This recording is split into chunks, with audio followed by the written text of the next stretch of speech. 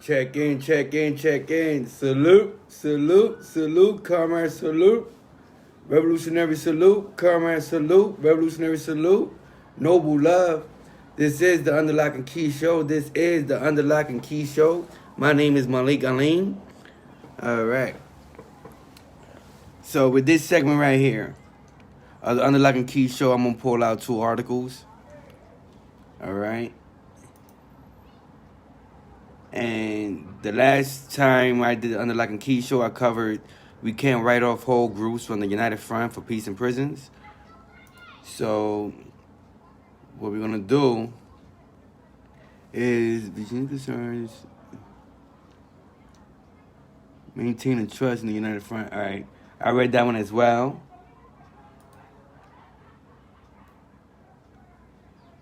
So once again, so like that we go over the key things, is building a united front for peace in prisons. All right, so for those who just tagging along, right? Build a united front for peace in prisons. All right, so it says September 9th, 2017 was the 6th annual solidarity demonstration in prisons across the United States, an opportunity for prisoners to commemorate the anniversary of the Attica Uprising and draw attention to abuse of prisoners across the country through a 24-hour work stoppage and fast. This continues every year. This demonstration was initiated in 2012 by an organization participating in United Struggle for Peace in Prisons and has been taken up an annual UFPP event with people committed to participate in prisons across the country. You can read some reports about actions in previous years, including a series of reports from California in 2016 and a report of the parallel demonstrations initiated by the Free Alabama movement. Further readings include a summary report for the 2015 activities and a 2014 report, as well as some 2013 protests of hunger strikes, fasting, work stoppage, and other activities in Texas, Nevada, Georgia, Michigan, and Maryland.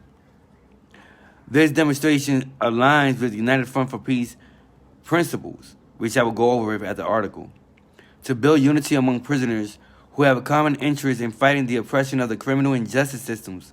Prisoners are taking the 24-hour to engage in solidarity, building, and education, ceasing all prisoners on prisoner hostility.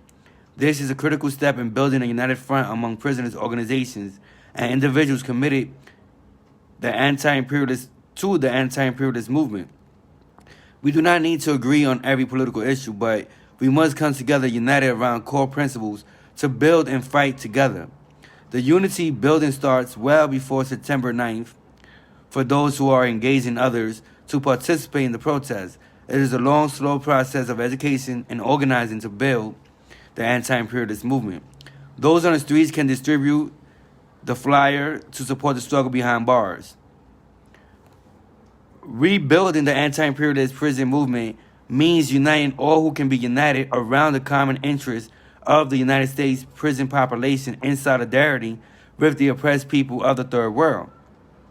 Various tactics have been used by the state to promote and exacerbate existing contradictions among the lumpen, leading to the acceptance of the capitalist ideology of dooming. Torture, abuse, and lack of freedom faced by the oppressed nations, and particularly the imprisoned population, can only be addressed by building bridges along common interests and focusing on struggles on the real enemy, the imperialist state. After years of printing this message from countless individuals across the United States, including the Campaign for Peace Process in Pelican Bay, a handful of organizations came out with a statement of unity, around which to build such unity. Also see the announcements of the United Front, which I will look into. And then it says this page will serve to collect the statements of unity received from groups who are working in solidarity with the United Front, as well as reports on the progress of efforts to build peace and unity in United States prisons. Study, spread, and promote the 5 principles. All right. Now, so let's hit each one. So now we're going to go with what is the United Front for Peace in Prisons principles. All right, United Front for Peace in Prisons statement of principles are the following. The basis of any real unity comes from an agreement on certain key ideas. This statement does not grant authority to any party over any other party. We are mutually accountable to each other to uphold these points in order to remain active participants in this united front.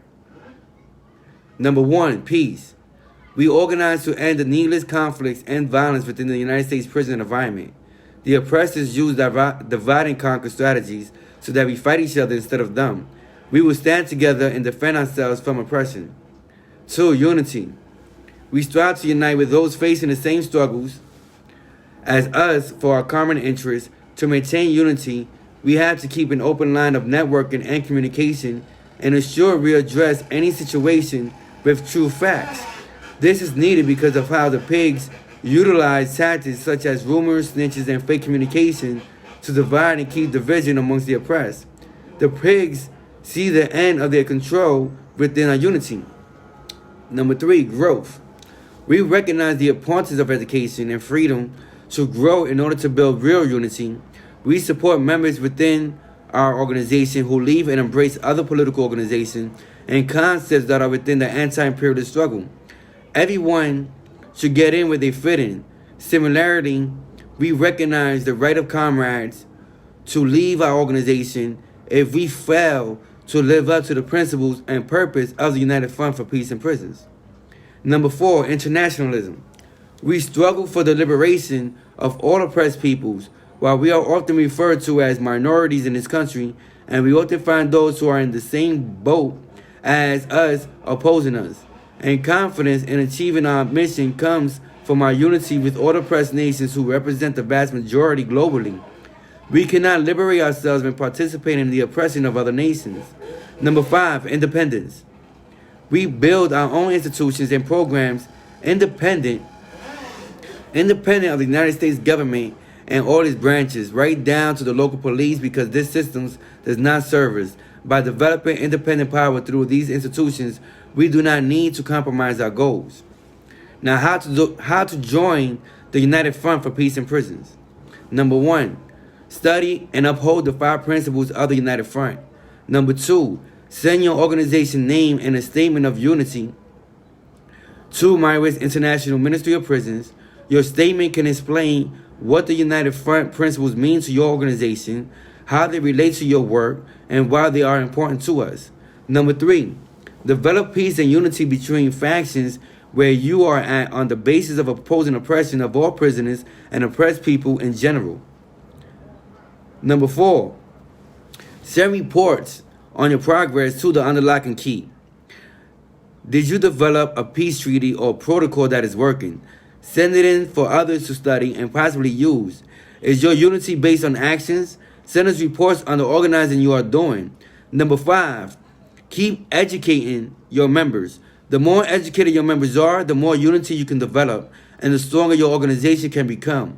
Unity comes from the inside out. By uniting internally, we can better unite with others as well with others as well. Contact Myris International Ministry of Prisons, free political books for prisoners program, if you need additional material to educate your members in history, politics, and economics. Now, the campaign info, right? So, I already talked about building United Front for Peace in Prisons. All right, so now we're going to go into this right here. It says, unity can win battles for prisoners' rights and more. All right. So, now this comrade is from Texas. Recently, we faced 2 institutions that showed short and immediate results, which to a certain extent were good. The first was the united resistance to guards in regards to trying to handle the prisoners and deny us our restriction showers. Restriction showers are separate showers for those on restriction from day room time, recreation, commissary, etc. We won those participants their showers once the captain was called to settle the dispute. The second situation was today, December 14th, 2020, when 8 cells holding 16 prisoners became flooded with sewer water that was being pushed back out of the drains and into our cells. This triggered a united front for most of those in these cells who represent a mixture of different organizations. This was fruitful because we got maintenance to come and unclog the problem in the drainage system after several on one road started to flood our cells and push this water out of our cells, causing the day room to overflow. That was one segment to this situation. The next part came when we were allowed to exit to chow minutes after the drains were unclogged. Upon our return from chow, we refused to go back into our cells due to the unsanitary milieu that remained. The second shift officer refused to distribute chemicals to clean our cells. This triggered another united resistance until the lieutenant was dispatched to quiet the situation by compensating us with the required chemicals. Every prisoner who participated had a chance to shower afterwards, which was a minor success. These two situations I speak about not to romanticize but to bring attention to a winnable battle that must be clearly and carefully examined by those who think about doing the same. Not all outcomes garner the same results, so be careful. Remember, they can kill the revolutionary, but not the revolution. All right? Now, this is the response from the Maoist International Ministry of Prisons. This is a good demonstration of the principle of unity that the United Front for Peace in Prisons promotes at its second principle. We strive to unite with those facing the same struggles as us for our common interests. To maintain unity, we have to keep an open line of networking and communication and ensure we address any situation with true facts. This is needed because of how the pigs utilize tactics such as rumors, snitches, and fake communications to divide and keep divisions amongst the oppressed. The pigs see the end of their control within our unity.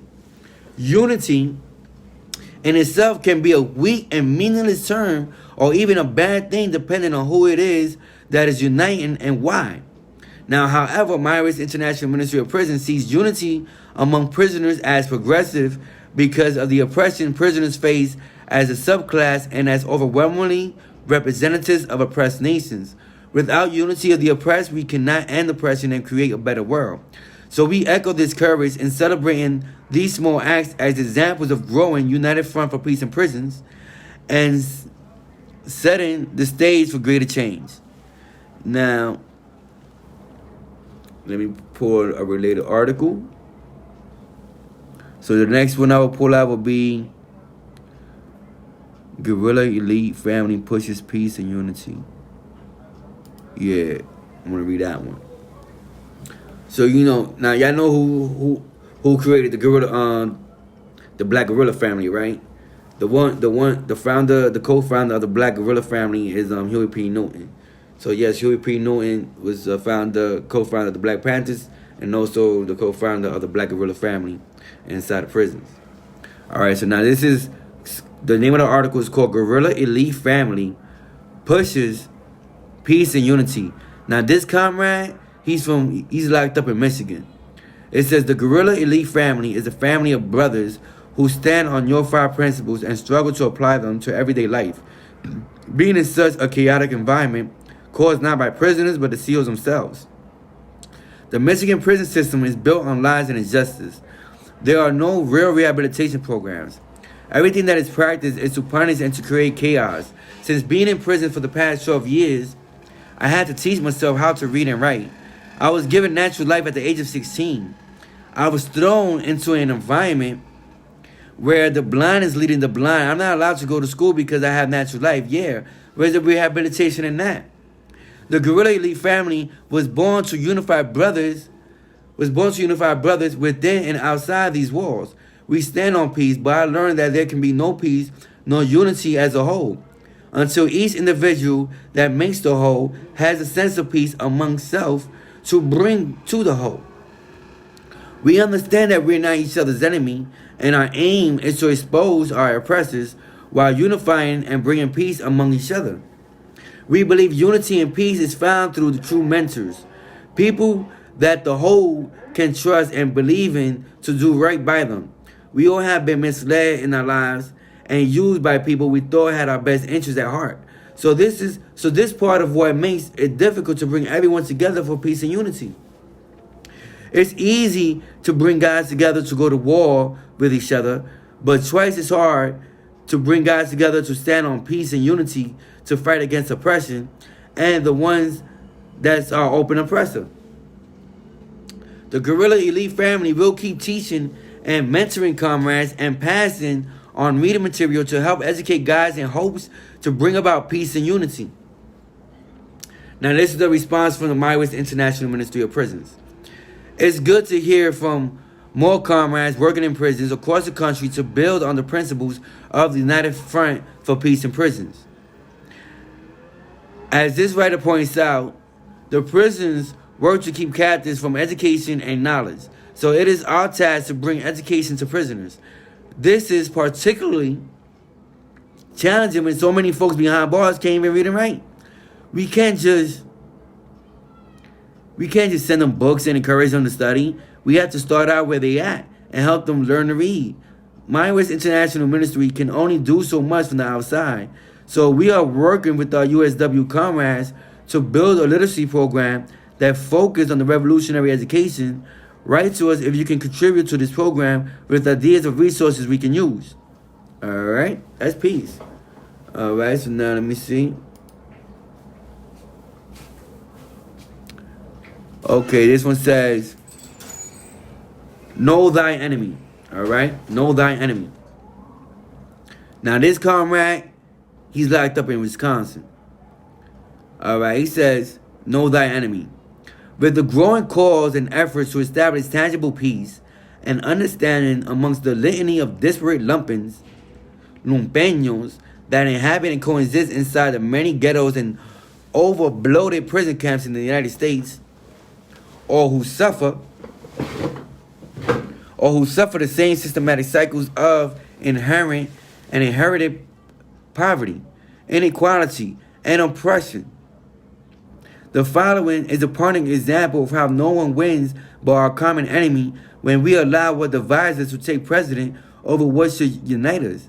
As history has taught us, Uncle Sam and his reactionary cronies would never miss an opportunity to capitalize, exploit, and instigate misunderstandings and hostilities amidst the oppressed classes. The FBI capitalized on these recurring tensions between Black Panther Party in Chicago and the Blackstone Rangers by sending Jeff Ford, the leader of the Blackstone Rangers, another anonymous letter. This time, the Bureau made the letter look as if it had come from a concerned citizen with official ties to neither group. FBI Director J. Edgar Hoover approved the following letter on January 30th, 1969, and the letter indicated as such: Brother Jeff, I spent some time with some Panther friends on the west side lately, and I know what's been going on. The brothers that run the Panthers blame you for blocking their thing, and they're supposed to be a hit out for you. I'm not a Panther or a Ranger, just black. From what I see, them Panthers, From what I see, them Panthers are out there for themselves, not black people. I think you ought to know what they're up to. I know what I would do if I was you. You might hear from me again, a black brother you don't know. Now, you see that slick shit? Now, I bet they doing that same shit. Those are called Asian provocateurs. Now, I mean, they just stir shit up, writing fake letters, saying it came from one prisoner to another prisoner, came from one person to another person, just stirring up the plot, just stirring up the pot. All right. It says the Chicago office explained the purpose of the letter was to intensity the degree of animosity between the two groups in the hopes that Ford retaliated against the Black Panther Party leadership.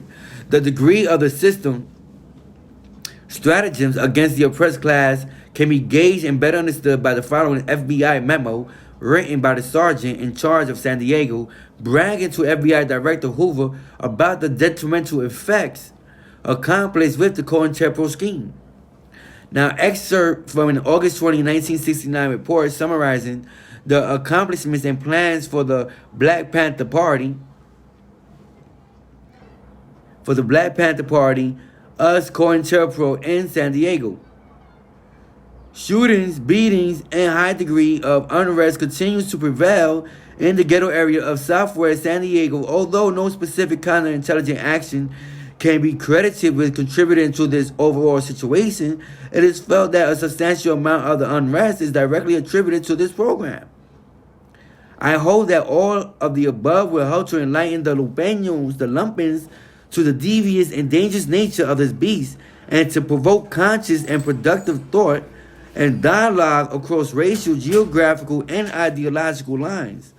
What unites us is greater than what divides us, and the only winners of our ignorant, misdirected hostilities is the beast. It devours us all. Y ese punto final, y esa es la verdad. All right, now this is the response from the Myris International Ministry of Prisons. These historical documents are a very good reminder of the importance of the United Front for Peace in Prisons principle of unity. We need the oppressed to come together to fight our common enemy. The imperialists have far more resources and an extensive spy and disruption network in place at this stage in our work. When we are significantly weaker than the imperialists, we must counter the disruption with good security, and by refusing to help them form and fighting amongst the lumpen. Don't judge people based on labels, rumors, or second-hand information. Judge based on actions. All who are on the side of the people will show this by putting in good work in the anti-imperialist struggle. Punto en final, caso cerrado. Comrade salute. Revolutionary salute. All right. So that is the I close out with this section of the Underlock and Key show. I'm about to make my salat. All right. Assalamu alaikum to the brothers and sisters out there. All right.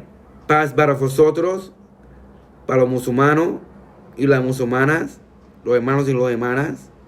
Peace be unto all the brothers and sisters, whether you're religious or not, whether you're Muslim or not. One Lord, one people. Stay noble. Pa'lante, siempre pa'lante.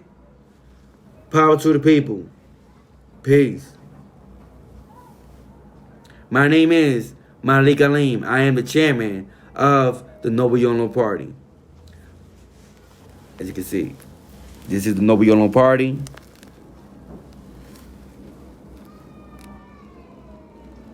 This is our logo. This is show that we are a socialist party. All right? We are a socialist party. We deal with democratic centralism. We deal with dialectical materialism, historical materialism. We look for contradictions. We deal with criticism and self-criticism. And we make collective decisions together. Decision-making collectively. And also, the Noble Yonos Party is guided. The guided principles of the Noble Yonos Party is Marx, Lenin, Myris. So it's, from the mass line. So it's from the people to the people. And, we organize it and we give it right back to the people and, back and forth. All right.